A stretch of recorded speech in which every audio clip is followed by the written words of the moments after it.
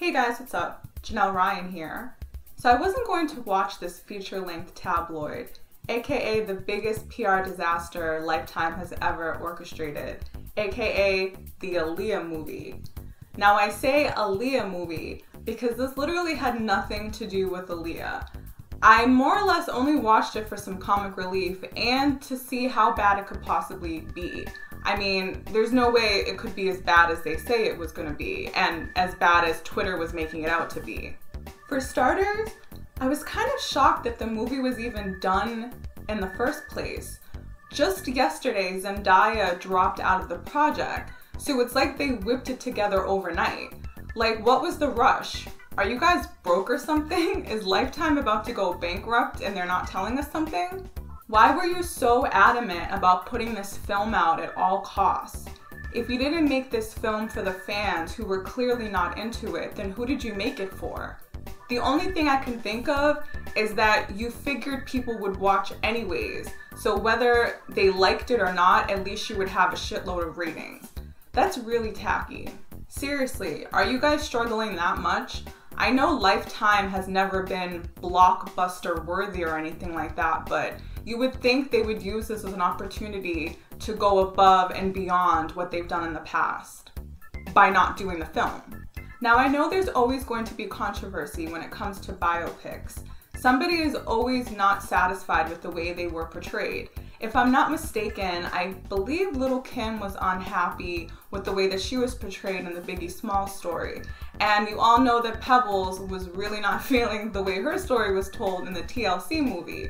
But at least those movies stayed true to who the person was and their family was involved, you know, as far as TLC and Biggie Smalls. And also the Selena movie was incredible. I know that people were unhappy that Jennifer Lopez was Puerto Rican and that Selena was Mexican, but as far as I know, they ended up clearing that up and the movie was great. But for real though, Lifetime was wilding with this one. This was the most disingenuous biopic, movie, biography, or whatever I've ever seen. I don't even know what I just watched. Every single portrayal was like they just pulled it out of a hat. Like R. Kelly, for example. We know this dude. He's one of the biggest and the sleaziest R&B artists of our time. He has numerous videos, appearances, interviews. We know what his mannerisms are like. We know what his voice sounds like. So like, I don't know where they got this guy from and this portrayal. It was so weird. The same goes for the portrayals of Timbaland, Missy, Dame Dash. Shout out to Timbaland for going all the way in on Instagram, by the way. He was not feeling this movie. I think he even refused to watch, and he was not afraid to voice his opinion about it. And where did they get this ongoing R. Kelly storyline from anyways? They literally turned pure speculation into the entire first act of the film. It was kind of cringeworthy to watch. Coupled with her screaming, "I hate you" to her parents and all this kind of stuff, they were grasping at straws so bad here. It was actually quite disrespectful because those of us who were Aaliyah fans and understood, you know, her character, she was a very private person. And if the family was involved in this film, whether or not the R. Kelly story was true, there's no way they would have allowed that to be portrayed in the movie the way that it was. Oh, and by far, the random fucking non-Aaliyah music had to be the worst. How thirsty can you possibly be that you're going to make a movie about a fucking singer and not have access to any of their music? It was real cute how you guys threw in 3 or 4 of those cover songs that she did.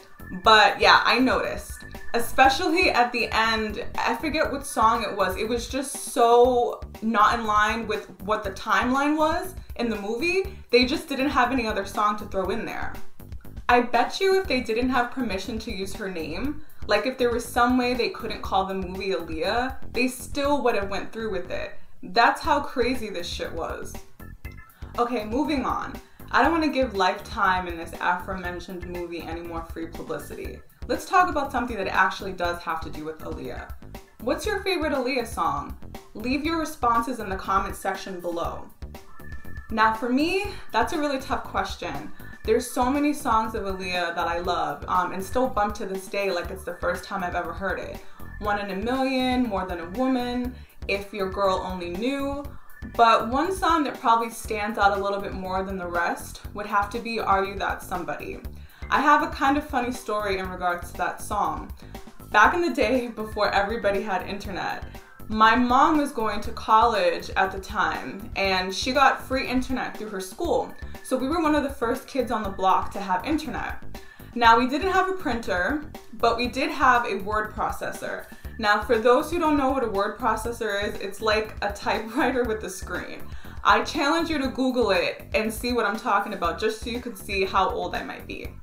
Anyways, they had lyrics online at the time, and I remember looking up the lyrics and wanting to print them out so bad so that I can learn the lyrics and prove to everybody in the neighborhood that I knew the words.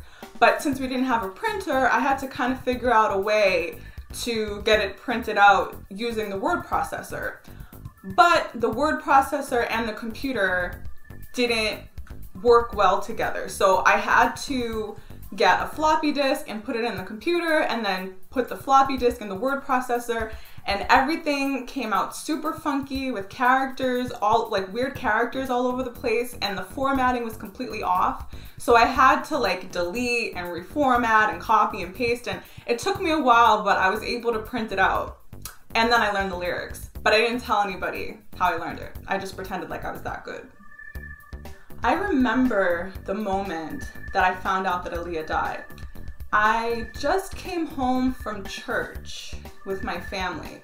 One of those long ass Baptist revival type church days. And as we pulled in the driveway, one of our friends who used to always be hanging out the window was like, Aaliyah died. And we were like, what are you talking about? He was always lying. So we figured that he was just trying to mess with us. I didn't really pay much attention to it, and I was like, shut up, like you're lying. And I also thought he was saying that Leah died, this girl in our neighborhood, a fellow friend of ours.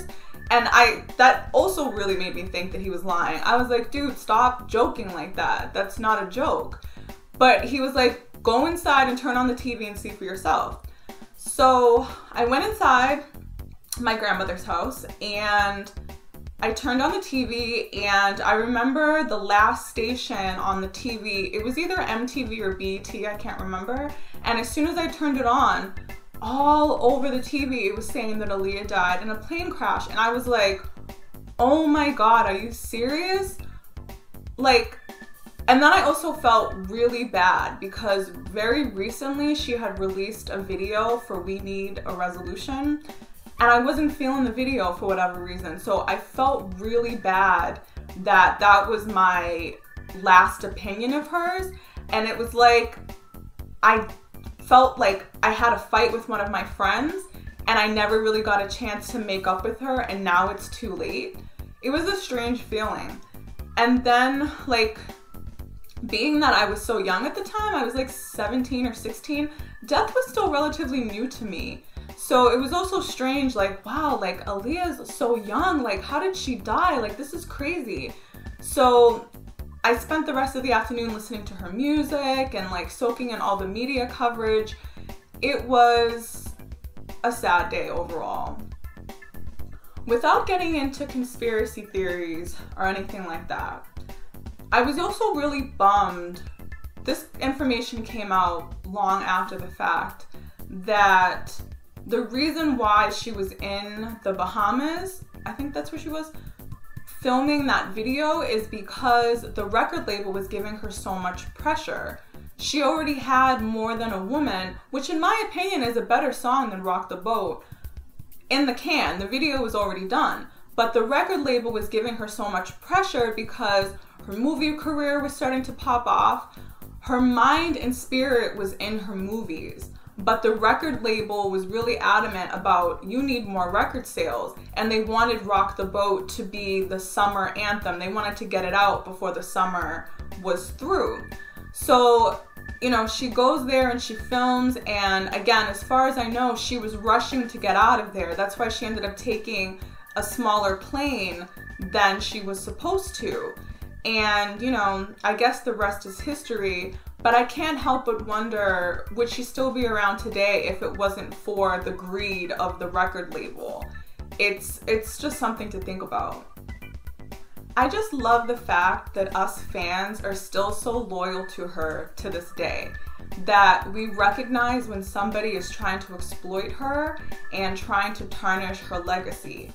I also have so much respect for her family, for allowing her to rest in peace and for holding her to a higher standard, even in death. I honestly wouldn't mind seeing an Aaliyah movie commissioned and supported by the people who knew her best. But if that never happens, then I respect their wishes. And I just wish that Lifetime did the same. Only they know what Aaliyah would have wanted. So in conclusion, rest in peace, baby girl. You were one in a million for sure. Till next time, make sure you subscribe to my YouTube channel. I'm really trying to post new videos every single week. I just recently visited the YouTube space in New York and I feel really pumped about making my YouTube channel happen this year. So I would really appreciate it if you guys hit that subscribe button. You can also check me out on Facebook, Twitter, Instagram. It's @The Janelle Show. See you later, guys.